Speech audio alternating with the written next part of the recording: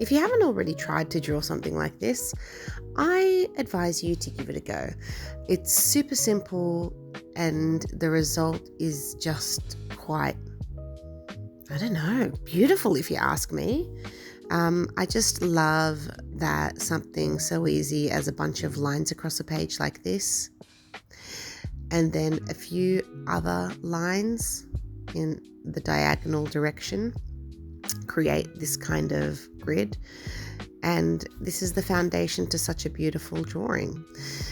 Draw one of these curved lines on either side of your lines that are in your mesh now. So I'm doing this way. Some people decide to do it in other ways, but I like to see the gradual build. So I'm doing one line on either side. Some people like to bulk up either side immediately. Instead of doing one line on either side like I'm doing, they do 2 or 3 curved lines on either side and then they move to the next one.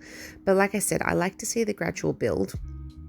So I'm going ahead and I'm adding extra lines individually to see what I guess you would call these bales in the tangling world. You see the bale thicken up and build up into this sort of bundle of lines, which is pretty cool. And as you go on, you see that it becomes a little more difficult.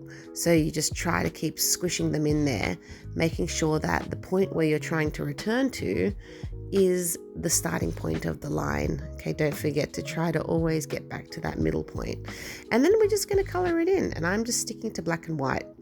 Now, I'm coloring every second strip, and I'm leaving a little gap in between like this, and that gap leaves sort of an illusion of a reflection.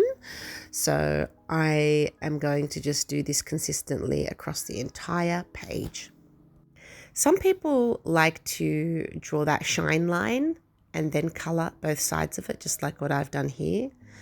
Some others like to do each strip individually.